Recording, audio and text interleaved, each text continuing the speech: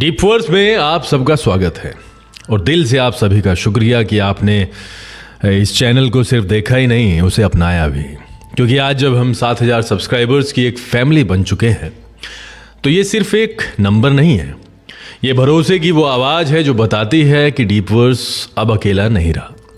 ये आप सबकी सोच, आपकी आवाज़ और आपके सवालों का प्लेटफॉर्म बन चुका है। और सच कहूँ तो इतना प्यार पाकर सम्मानित महसूस होता है, जेन्युइनली ऑनर्ड। क्योंकि आज के टाइम में अटेंशन मिलना आसान है लेकिन ट्रस्ट मिलना रेयर है। और इसी भरोसे के साथ आज की ये वीडियो शुरू हो रही है, जहां बात होगी सिर्फ फिल्मों की ही नहीं बल्कि उस टकराव की जो एक्टिंग को इंस्टिंक्ट बनाता है और उस सोच की जो एक्टिंग को परफेक्शन में बदल देती है। जहां एक तरफ रॉ पावर है, मास इमोशन है और दूसरी तरफ कंट्रोल है, डिटेल है और लॉन्ग लास्टिंग इम्पैक्ट है। तो अगर आप सिनेमा को सिर्फ एंटरटेनमेंट नहीं बल्कि एक्सपीरियंस मानते हैं, अगर आप ये जानना चाहते हैं कि स्क्रीन पर खड़ा इंसान कब हीरो बनता है और कब लेजेंड, तो इस वीडियो को अंत तक देखिए। क्योंकि आज हम नाम नहीं, लेवल कंपेयर करने वाले हैं। This is not a debate, this is a deep dive actually. Hindi cinema को अगर दिल से देखा जाए तो सनी देओल और आमिर खान किसी स्टार सिस्टम की देन नहीं लगते। ये दोनों ऐसे लगते हैं जैसे हमारे बीच से निकले लोग हों। फर्क बस इतना है कि सनी देओल उस आदमी की तरह है जो ज़्यादा सोचता नहीं, जो अन्याय देखता है और सीधे रिएक्ट करता है। उसका गुस्सा प्लान नहीं होता, वह स्पॉन्टेनियस होता है। और इसी वजह से जब सनी देओल स्क्रीन पर खड़े होते हैं तो हमें लगता है कि ये कोई एक्टर नहीं है, ये तो वही आदमी है जो रोज बस में, दफ्तर में या थाने के बाहर खड़ा दिख जाता है, जिसकी आवाज़ भारी है लेकिन इरादा साफ है और जिसकी साइलेंस भी लाउड होती है। वहीं आमिर खान बिल्कुल उस इंसान की तरह है जो किसी की बात पर बोलने से पहले रुकता है, सोचता है, डिटेल में जाता है और फिर डिसीजन लेता है। उसका अभिनय शो नहीं लगता, वह प्रोसेस लगता है और ऐसा लगता है जैसे उसने उस किरदार को जी लिया हो और अब बस उसे हमारे सामने रख दिया हो। सनी देओल की सबसे बड़ी ताकत उनकी रॉ एनर्जी है, उनकी बॉडी लैंग्वेज, उनका खड़ा होना, उनका अचानक एक्सप्लोड हो जाना। ये सब एक्टिंग क्लास में नहीं सिखाया जा सकता, यह इंस्टिंक्ट है और यही इंस्टिंक्ट उन्हें मास ऑडियंस से जोड़ता है। जबकि आमिर खान की ताकत कंट्रोल है, परसेप्शन है।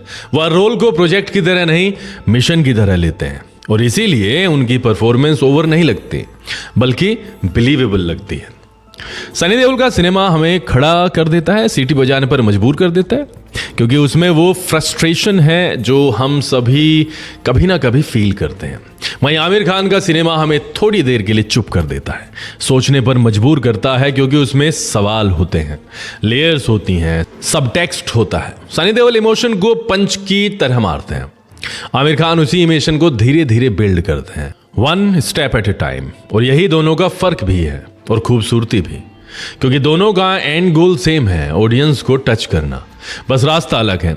सनी देओल के लिए हीरो होना किसी स्क्रिप्ट का हिस्सा नहीं, यह नेचुरल है। वह हीरो इसलिए लगते हैं क्योंकि वो डरते नहीं दिखते, जबकि आमिर खान हीरो इसलिए लगते हैं क्योंकि वो सच दिखते हैं और शायद इसी वजह से रिलेटेबल लगते हैं। सनी देओल का गुस्सा हमें हमारी ताकत याद दिलाता है, आमिर खान की शांति हमें हमारी समझ। और यही वजह है कि जब हम सिनेमा हॉल से बाहर निकलते हैं तो कभी सीना चौड़ा होता है और कभी दिमाग भरा हुआ। और दोनों ही एक्सपीरियंसेस अपने अपने तरीके से ज़रूरी हैं, क्योंकि ज़िंदगी में हर वक्त लड़ना ही काफ़ी नहीं होता और हर वक्त सोचना भी नहीं। और शायद इसी संतुलन की वजह से सनी देओल और आमिर खान दोनों अलग अलग होकर भी हमारे अपने लगते हैं, जैसे किसी फिल्मी दुनिया से नहीं बल्कि हमारी ही गली मोहल्ले की कहानी से निकल कर आए हों। यहाँ तक हमने सनी देओल और आमिर खान की आत्मा और स्वभाव को महसूस किया, तो इससे आगे हम उनकी टक्कर को ज़मीन पर उतार कर देखना ज़रूरी समझते हैं, क्योंकि असली कंपैरिजन वहीं साफ होता है जहां सिनेमा ऑडियंस से डायरेक्ट कनेक्शन बनाता है। 1990 के आसपास सनी देओल घायल जैसी फिल्म के साथ सामने आते हैं, एक ऐसी फिल्म जो छोटे बजट में बनी लेकिन बड़ी आवाज़ बन गई, जहां सनी का किरदार सिस्टम से टकराता है और हमें लगता है कि ये लड़ाई हमारी भी है। वहीं उसी दौर में आमिर खान दिल जैसी फिल्म में एक रोमांटिक, वल्नरेबल और इमोशनल युवा की तरह दिखते हैं, जहां उनका हीरो पंच नहीं मारता बल्कि दिल जीतता है। और यहीं से साफ हो जाता है कि सनी देओल क्राउड को एनर्जी देते हैं और आमिर खान क्राउड को इमोशन। 1997 तक आते आते यह फ़र्क और गहरा हो जाता है। सनी देओल घातक जैसी फिल्मों में उस आदमी की तरह खड़े दिखते हैं जो बहुत सह चुका है और अब चुप नहीं रहेगा। उनकी परफॉर्मेंस लाउड नहीं लगती, वह जस्टिफाइड लगती है। जबकि आमिर खान उसी समय राजा हिंदुस्तानी जैसी फिल्म के जरिए यह दिखा देते हैं कि कंट्रोल्ड एक्टिंग, सही म्यूजिक और इमोशनल टाइमिंग के साथ बिना ज़्यादा शोर किए भी इतिहास रचा जा सकता है। और शायद यही वजह है कि आमिर खान की फिल्मों को लोग सिर्फ देखते नहीं, दोबारा रिविजिट करते हैं। फिर आता है 2001 और यहीं पर यह क्लैश लेजेंड बन जाता है। एक तरफ सनी देओल की गदर, एक प्रेम कथा जहां सिनेमा थिएटर सेलिब्रेशन में बदल जाता है। लोग ताली नहीं बजाते, लोग खड़े होकर रिएक्ट करते हैं, क्योंकि सनी देओल यहाँ एक्टर नहीं लगते, वह एक आइडिया लगते हैं। एक ऐसा आदमी जो प्यार के लिए भी लड़ सकता है और देश के लिए भी। वहीं दूसरी तरफ आमिर खान की लगान जो बिल्कुल अलग रास्ता चुनती है। यहाँ कोई इंस्टेंट प्ले ऑफ नहीं है, यहाँ पेशेंस है, डिटेल है और स्लो बर्न स्टोरी टेलिंग है। और यही आमिर खान की सबसे बड़ी ताकत भी है। वह ऑडियंस पर भरोसा करते हैं और वह मानते हैं कि दर्शक समझदार हैं। सनी देओल इंस्टिंक्ट से चलते हैं, आमिर खान इंटेंशन से। सनी देओल मोमेंट बनाते हैं, आमिर खान मेमोरी बनाते हैं, और दोनों ही अपने अपने तरीके से सही हैं। फिर समय बदलता है, ऑडियंस बदलती है। गदर 2 यह साबित कर देती है कि रॉ इमोशन कभी आउटडेटेड नहीं होता।